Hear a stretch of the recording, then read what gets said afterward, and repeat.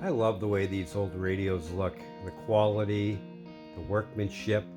The wood on this radio would just cost so much money to replace nowadays. We picked this old radio up on Facebook Marketplace. My wife saw it on there and just totally fell in love with it. This radio was in pretty bad shape and it didn't work, so you can expect to spend between $10 and $100 for a radio that's in this condition.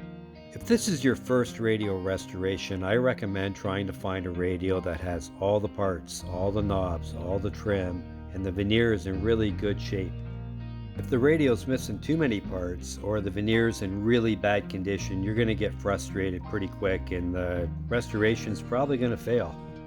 If you have a close look at this radio, you'll notice it's never been serviced, it's never been messed with. It has all the original components that were installed in the radio when it was built.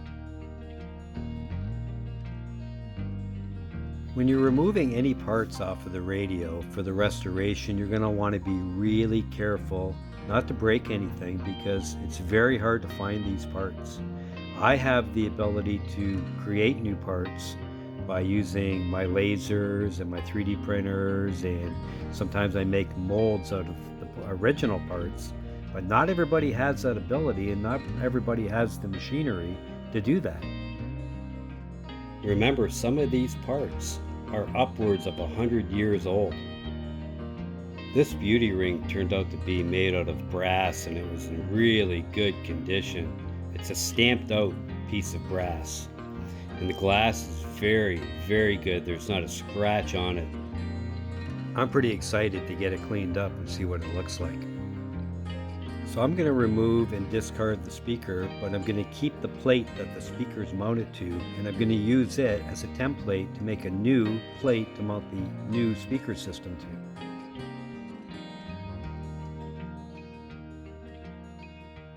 Now it's been completely disassembled, and it's ready for the next step, which is removing the old finish from the radio.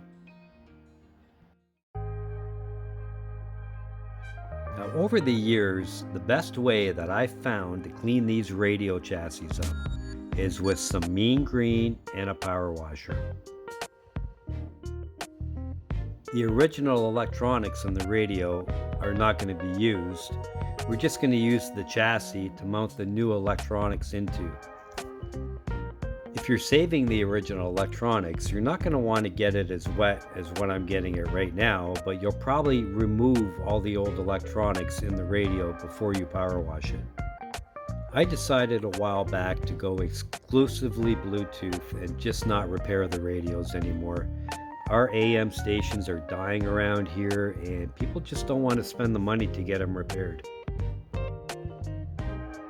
Removing the original finish is the messiest part of the entire job. The fumes coming off of this stuff is toxic, and I recommend doing it with the windows open, the doors open, or in this case I have everything open and I'm wearing a mask. Better yet, if it's a nice sunny day, bring it outside. Do it in the yard. I do it all the time. I picked this brush up at the dollar store. It's kind of like a wire brush, but it has plastic bristles on it, and I just love the way this brush works. It doesn't leave any marks when it takes off the original finish, and usually when I go back over the radio, you just need to give it a really light sanding with a 500 grit sandpaper. When you're stripping your radio, it's going to feel like it's taking forever to get this finish off the radio. Some finishes, they come right off. Some, you're going to be there forever in one little spot. But take your time. Do a good job. If you miss any spots when you're taking your finish off and you put the new finish on, you're going to be really disappointed when you see the way it looks.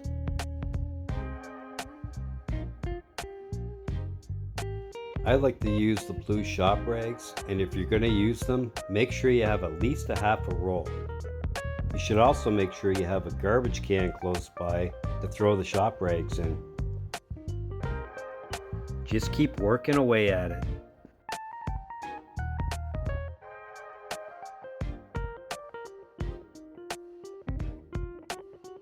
The speaker area always turns out to be one of the most difficult parts on the radio for me to restore.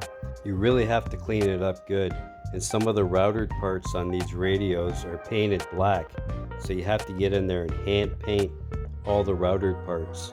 It's very time consuming, but when it's done, it's well worth it.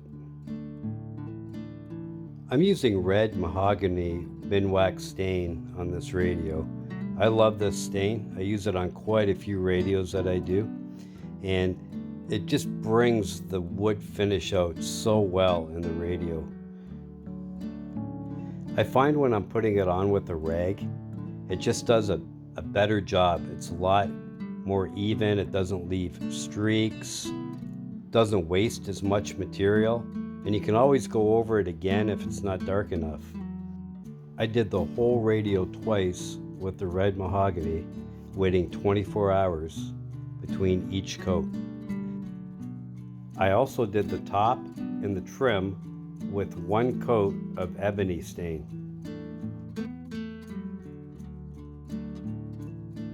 The first coat is probably one of the most important coats because you're going to put it on, and as you're putting it on, you're going to notice a few spots where you missed taking off some of the paint remover, where you might have missed some of the original varnish that was still on there. It'll show up, it'll stick out like a sore thumb.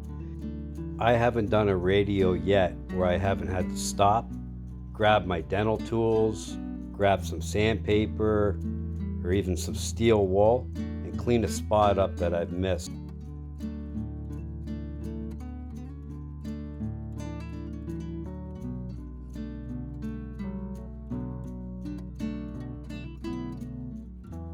I'm spraying on water-based min wax satin finish.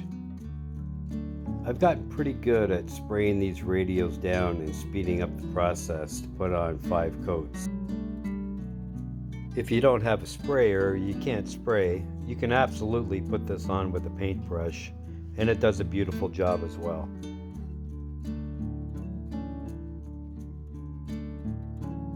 I'd like to give it at least 2 coats before I give it its first sanding. I'll give the radio a really light sanding with 2000 grit automotive sandpaper.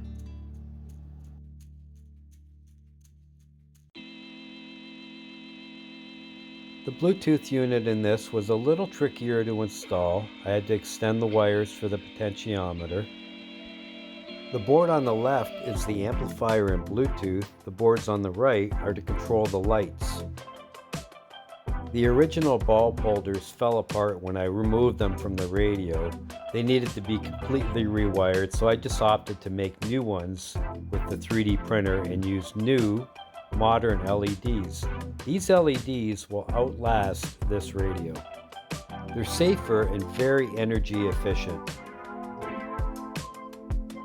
I've used the original speaker mounting plate as a template and made a new one with new holes in it for the new speakers. I put Pioneer speakers in here that I picked up at just a second-hand store. I think I paid $5 for the pair of speakers. Now I just have to do a quick test to make sure everything works. I've heard so much about Magic Touch, Campana's new cream makeup. Is it so very different from other makeups? It's so different that you'll never believe how much prettier it will make you until you try. My wife absolutely loves the way this radio turned out. Giving someone a Christmas gift that you've done with your own hands, there's no better gift to give. On behalf of our family, we'd like to wish you all a Merry Christmas and a happy, prosperous New Year.